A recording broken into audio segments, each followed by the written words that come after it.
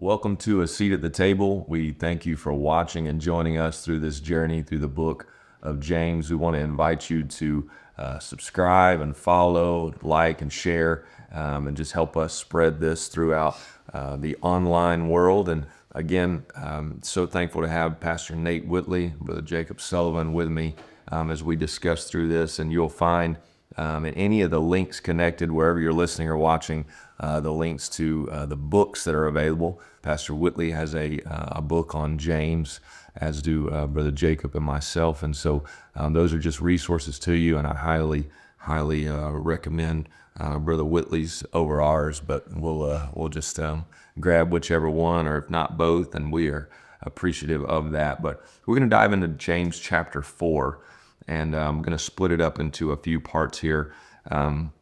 But he really starts off here talking about a fight. He's using the word battle and fights. It's coming from not so much among you. He asks a question there, but it's more in us, right? Mm-hmm. So the idea there is perhaps we could say it's more in us than it is around us sometimes, and we want to look around at what's going on. But let's dive into these first 5 verses and just try to dissect what he's saying here. All right. So he says, he opens up here in the ESV. He says, what causes quarrels and what causes fights among you? So he's asking there a rhetorical question. And apparently, again, this is a congregation of some sort that is going through these types of issues. He's not just assuming these types of issues, but all these churches, modern or historical, have issues no matter where you are, because where there is people, there's going to be problems. And so he gives an answer to the quarrels and the battles and the fights among us. Is it not this, that your passions are at war within you? And so battles, I wrote this, battles in the body of Christ come from battles in our own bodies. Yes. And so the issue is, James is not trying to say, don't try to blame everybody else. You're not a victim of circumstance. I'm a victim of somebody else hurting you or harming you. The issue is that there's problems on the inside. That here's the real issue with ourselves is not everybody else. It's within us, and we can get things so distorted because we don't have our own spirit right and our own attitude right.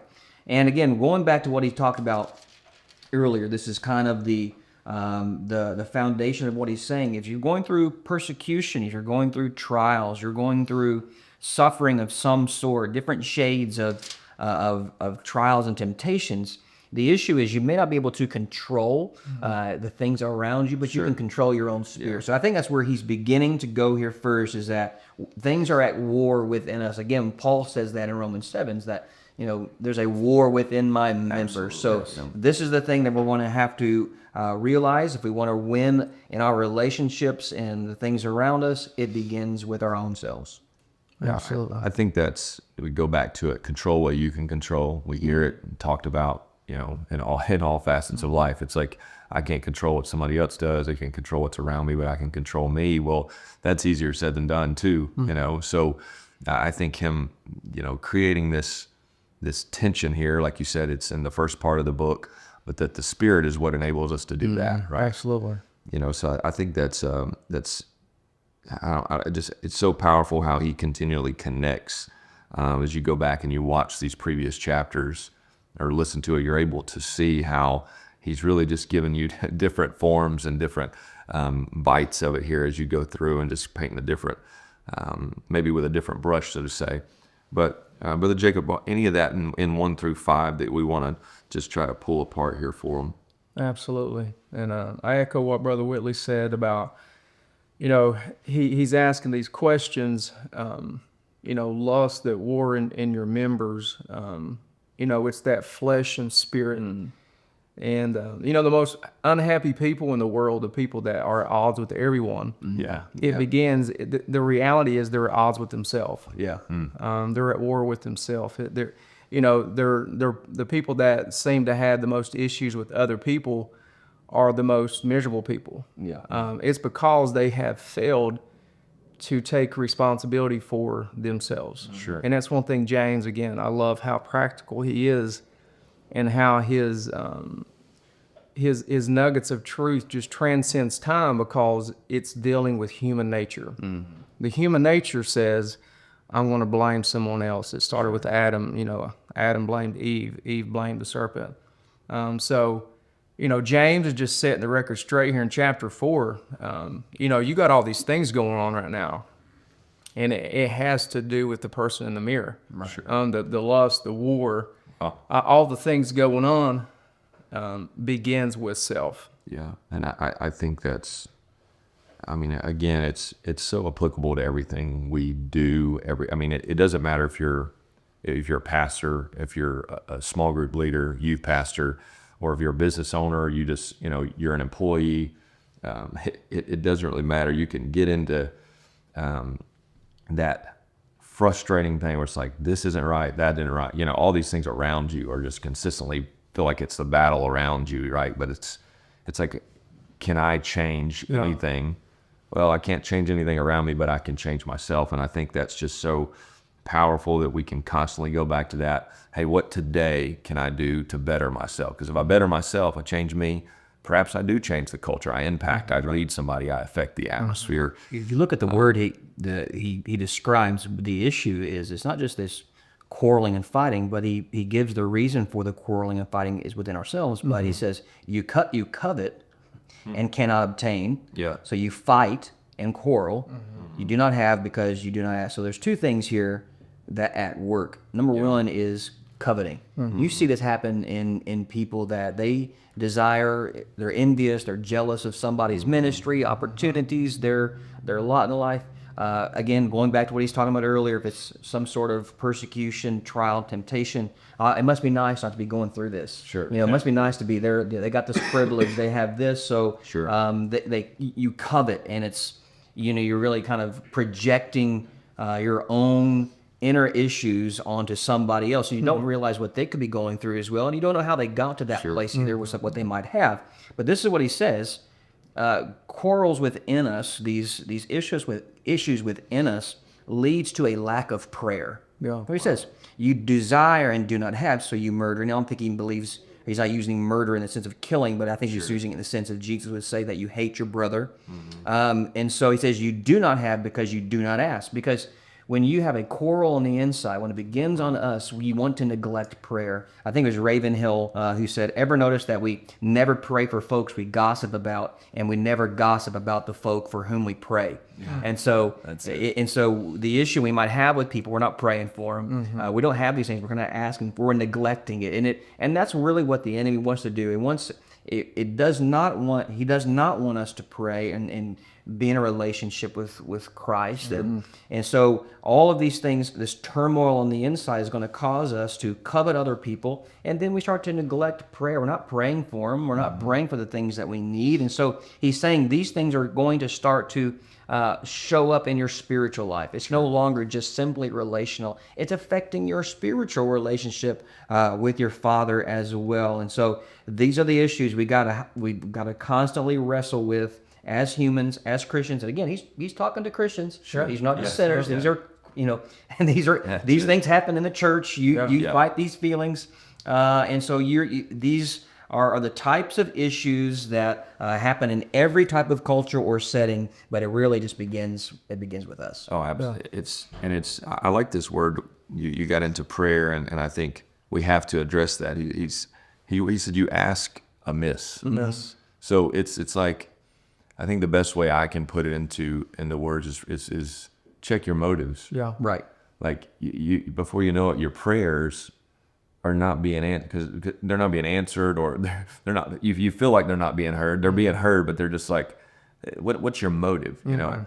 And it just too many times I hear that's it's like people give up on the things that God has implemented. Hey, you come, you ask, but you're asking for the wrong things. You've got the wrong desires. You got the wrong motives. It's like you're highly motivated, but you got the wrong motives. Absolutely. It's like they got it's just things out of whack. And then the next verse, he starts talking about friendship, because when it's not going right with God, you're going to go find you somebody that will maybe agree with you, or that your spirit's not right, and then before you know it, you're not only lacking a relationship with God, but you've got the wrong running crowd. And he says then the friend of the world is the enemy of God, which I know some would say he's He's talking in,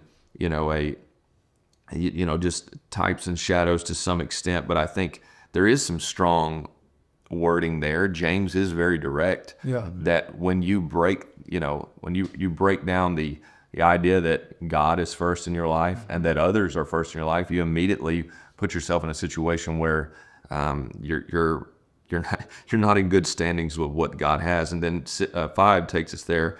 Do you think that the Scripture saith in vain, the spirit that dwelleth in us lusteth to envy? Question there. I think that in that first 5 verses there is just something that you feel this war going on.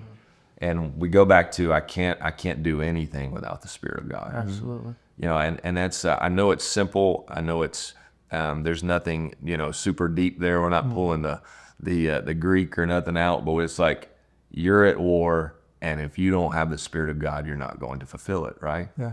And so there's no coincidence that he transitions us into this kind of second part that we'll divide here. And I'll toss this to Brother Whitley. He uses this great idea within his book, and again, I make a plug there for him that we get into 6, but when we really dive into verse number 7, we get into, Brother Whitley, you reference this as the 10 commandments of James, and I think that's a brilliant way of putting it. But verse 6, there's no coincidence that 5 to 6 we get into this whole idea of humble yourself, resisting yourself. This again, it's a war going on, and I've said it many a times. I believe humble is heaven's password. Mm-hmm. You don't get anywhere if you're going to try to fight this fight alone. If you're going to try to take matters into your own hands. If you're not going to trust God and your motives that, hey, I must decrease and He must increase, right? So you see that idea and that line through here. But Brother Whitley, transition us into that second part there. Yeah. So the more you look, let me give you some Bible reading advice.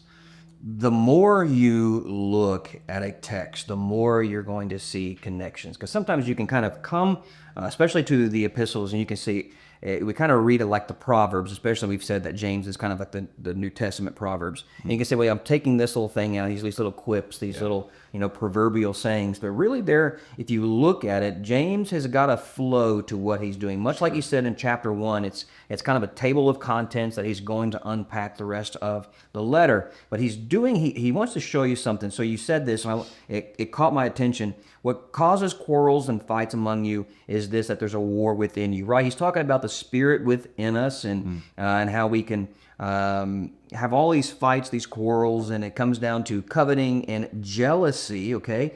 So he says this, but look what he says in verse 5 you just read, that the Spirit yearns jealously over the Spirit that He has made to dwell in us. So that we can be, if we don't have our spirit right, we can begin to covet and be envious and jealous of others. While we do that, we're neglecting prayer and we're neglecting the Spirit that is within us. And so God is saying through James is that the Spirit is yearning jealously over you. Sure. That the Spirit is wanting your attention, your undivided attention, because He says previously, you adulterous people. He's calling to attention the prophet Hosea, the prophet Hosea who is ministering to backslidden Israel, and they are adulterous in their idolatry, and God is saying, yeah, I still want you. And so what He's saying is, here we have this turmoil within us, with our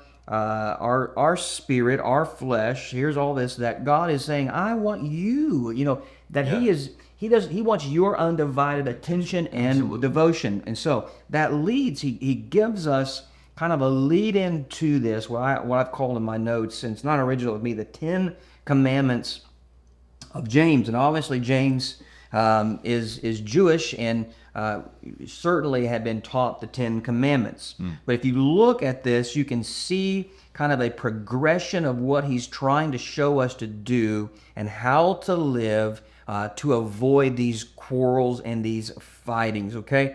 And so again, there's a reason. This is not haphazard. He is doing this with intention. He goes with, submit yourselves unto God first. That's the first thing you've got to do, is submit yourselves unto God. There is a level of hierarchy that we are to follow. And so he gives us this. He gives more grace. God opposes the proud, but gives grace to the humble. Therefore, submit yourselves unto God. That comes first. Then he follows that with number 2, resist the devil. You cannot resist the devil until you are first submitted to God. Absolutely. The greatest battle, the greatest weapon in spiritual warfare is submission. Amen. Because it is a insult to Satan when you are submitted, because he was never submitted. And so when you are submitted to God, you are doing what he could never do. Absolutely. So you can't resist him until you can do the opposite of him, and that becomes to submit yourself. And then you can resist, because you have the power over him, because you show you have authority, because you are submitted to Christ. Now, number 3, draw near to God. After you resist, then you draw near to God. So many, especially like young people, they want to draw near to God, but they don't know how to resist. And it goes back to not being able to submit. So as you resist the devil, you can then draw near to God. You know, we try to prohibit. Bishop McCool teaches us this at FAC Knoxville. He's taught this for years. If you are going to prohibit, it's important that you provide. Absolutely. And if we're not careful, we can constantly preach, don't do, thou shalt not, thou shalt not. But there's got to be something to replace that. The prohibition to resist the devil, replace it with something, and that's when you draw near to God. You can't simply resist. You have to have something to help you. And so I'm not going to try to unpack all of these, but he goes, number 4, cleanse your hands, you sinners. As you draw closer to God, who shall ascend the hill of the Lord? Those who have clean hands and a pure heart.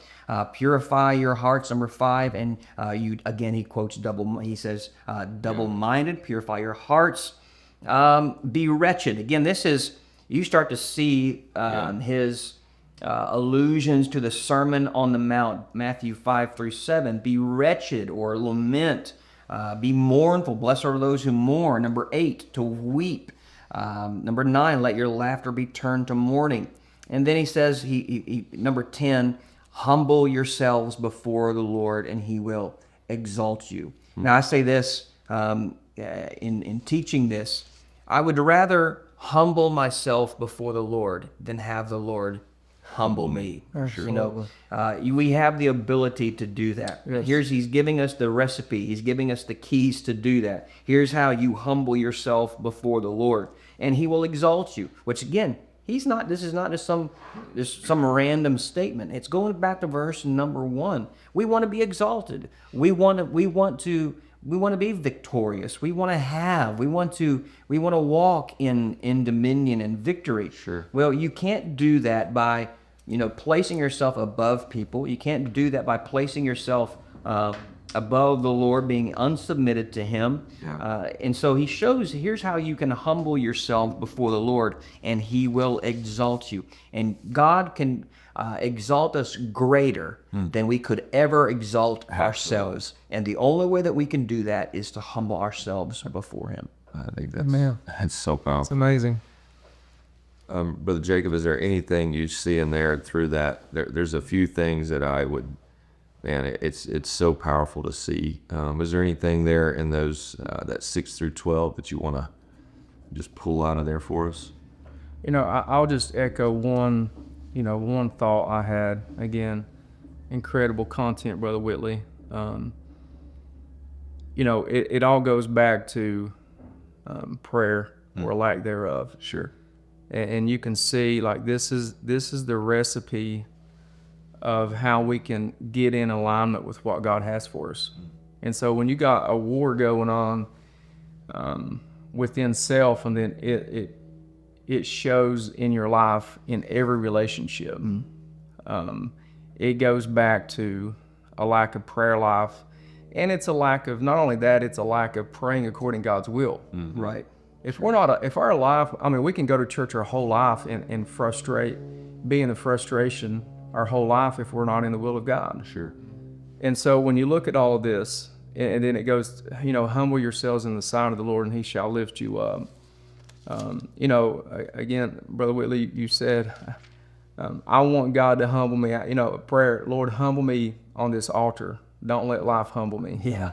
Because if we try to do God's job, He's going to do He's going to do it the hard way. Yeah. And so then it gets into again when we get into verse 11, it goes back to the tongue. Right. Speak not evil one to another. Sure. And when you unpack that, speak not evil, you know, it talks about gossip. Right. Yeah. It goes back to the power of the tongue, judgment of the brother. Again, if I'm at odds with my brother, you know, I'm going to be critical of my brother. Yeah. I'm going to be critical. I'm going to be judgmental. And it goes back to you're not seeing yourself in the correct light.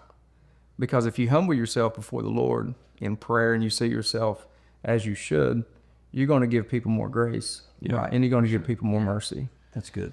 That there's so many things in there. I think the first two is probably what I would like to reference without going into a whole, I mean, there's so much to talk about here, but you said submit and resist. Those first two steps are so important. And I can't help but think, and I mentioned this, and I catch myself if I'm preaching, I feel like if you've heard me preach, you've heard me say it. It's like I just over and over and over again. You know, my victory is in my surrendering. Right. And there's no coincidence that when you surrender to something, you throw your hands up, right? You know, that's that. And then it's like you watch that Olympic runner run across the finish line, and what's he do? He throws his hands up. And that's a sign for victory in the heart of one, but it's a sign of surrender. And I don't think there's any coincidence in that when you submit to something, you resist something else. It's the depiction of holiness, right? It's not just the drawing to something, it's the drawing away of something else. It's the natural flow that when I submit to one thing, it will resist something else. There is that that opposition that as I draw nigh to God, the powerful part there is that He draws nigh to us, right? Absolutely, right. But then there is that opposition that you leave another thing. If you're moving one direction, you're leaving something else. So it's this picture that's being painted in my mind of you've got holiness, you've got a victorious life, but that it's all drawing unto Him. But when I draw unto Him, it resists. I can't go towards Him without going away from something else. And so that's so powerfully depicted. And then it gets into this idea that once you start seeing victory, here he says, I mean, it's so powerful, and I don't have time to go into each one of these, but one thing that's it's so opposite of what we sing, talk about, and oddly enough, this text and this idea is in the scripture more than that it is the opposite way, but to turn our mourning into laughter is what we sing about, right? That's what we put on the refrigerator type thing. Right. But more often than that, it's actually flipped. That's right. Turn your laughter into mourning. Turn this, make sure that you get back to a serious moment of of making sure that you get back to the altar of the humbleness, and that no matter how victorious or how high the mountaintop, you got to make sure that you remain to say it's Him, it's not me. I think that's what it goes back to when he's saying there that let that joyful moment go back to that moment of that got you here. And I think that's the idea here, that He is going to be the one that lifts you up. Right. No matter how joyful, no matter how powerful, no matter how great the moment is, He's the one who put you here. And I think the confusing thing for people, and I heard Brother Whitley said this, I just thought, man, when God has to humble you, He doesn't seem like He gets to lift you up. But when I humble myself, Right. then He gets to do what He likes to do. That's right. Right. But it's either a this or a that. He's not going to humble and then, you see what I'm saying? It's like until we choose to humble ourselves. Yeah. Right. There's so many people and so many times where, and I can relate, like God's had to humble me. God's had to put me in a position of mourning, and I just wanted to laugh at, and I can think back to being a teenager to, a younger generation. You want everything to be joyful and fun. Right. You want everything to be a blast. You want everything to be this party, Right. but you never get serious about your life until it's a time where you're forced to be serious. Right. And you see a lot of older people that don't have joy because that's all they focused on when they were younger. They were never serious. They never disciplined themselves. You can put that into a million categories, but they wouldn't really be real with their life, be real with their issues, be real with, the things that they knew with their weaknesses. And so therefore, and later in life, it's a humbling reality. And so there's so much in there that we don't have time to get into, but I hope all of you that are watching, I hope that gives you a little bit of the powerful few verses there with 6 through 12. But to close it out here, we've got just thinking about tomorrow, and this is something that I think is a huge part of a lot of the issues that we have in our world today. We get so caught up in the future, and all those things are great, but he just puts it in a nutshell here, and let's just have a little bit of conversation. He said it's just a vapor. Yeah. And we're not promised tomorrow. I think there's probably 3 verses in here that get quoted a ton, and so let's just talk through what we feel like he's really trying to communicate to us here in these last few verses. Brother Sullivan, I'll let you kind of start us here, and I'll let Brother Whitley close us out. Just a thought I had, going through this. I feel like, James is trying to steer the saints of God in this day to, if you'll do what God has called you to do, if you'll humble yourself and God will lift you up, then it's going to allow you to live in a life of peace. Right. We all want to live in peace. Sure. Because he opens up in 4, it's war. Right. It's war amongst each other, but it's really a war amongst ourselves. Right. And so he wants to live in peace. And man, when we can live in peace, then we don't have to worry about so many things. We can rest in the fact that we know that God is going to work everything out. And that's where we, one of the greatest scriptures, Romans 8:28, we know that God works all things together for the good, to them that love God, to those called according to his purpose. And so when he goes and he finishes out chapter 4, he's like, you go and you say you're going to do this, buy, sell, get again. What is your life? It's nothing but a vapor. And I feel like, it gives us a life of peace.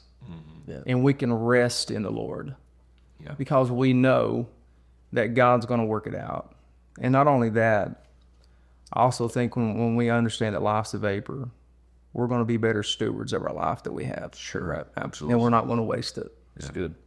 There's 2 warnings in the end of this chapter that James, if we read too fast, we'll miss the warning. I'm not trying to go back to the first part here, but I want you to see why he's saying this, to humble ourselves before the Lord and have exalt you. And there's 2 dangers, and that is judging, having a judgmental attitude, and then boasting. Because there's a danger, and then we don't talk about this enough in our circles.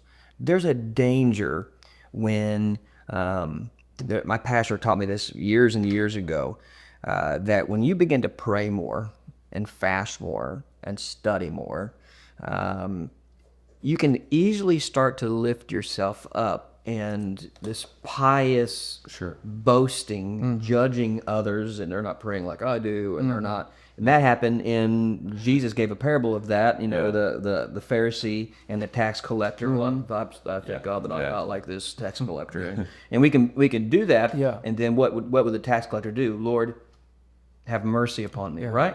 Okay. Because he's showing that there's a danger, there's a spiritual pride that can take place when you start judging others.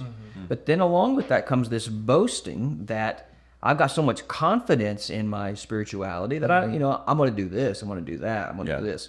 So there's danger in judging others. We have this kind of this self-confidence in our spirit. But James is wanting us to understand, he's quoting, I believe he's alluding to the book of Ecclesiastes. Vanity of vanities. All life is a vanity. It's life is a vapor. Here today, it's gone tomorrow.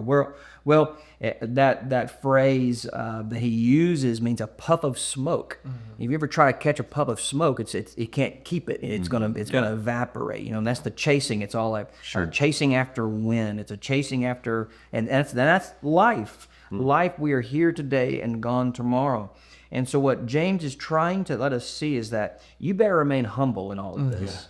and that God's in control of tomorrow. God's in control of today. Sure. And so don't judge, and also don't boast, for if the Lord wills, we'll do this and that. And it's keeping everything in perspective that God's in control and I'm not God. Yeah. Because it's easy for us to do when we get outside of all of this. absolutely. We can, it's not only the quarreling and the sin that is in us and the flesh that is in us can cause us to judge others and to envy others and covet others. It also can lead us into boasting and pride. Yeah, sure. There's a danger. There's a balance we have to walk. right. This is what James is trying to get across in this whole letter is you better remain balanced. Yeah, And the way you remain balanced is to walk hand in hand with your Maker, knowing He's in control. right. He's in control of the trouble. He's also in control of the blessings. And here's what you do. You walk hand in hand with Him every day, and He's in control. And when you have that peace. You have that you have that rest in your soul. Yeah. And it's easy for us to say, well, I'm just you can get so overwhelmed with worry and anxiety and all of those things. But if we just keep it all into perspective, I think that's where true peace and rest comes, the knowing that He's in control of all things. Wow, it's so powerful. And I know there's that last verse there, him that knoweth to do good and doeth not, to him it is sin. He closes it out there, and I know we use that a lot. We even use it as your definition of what sin is,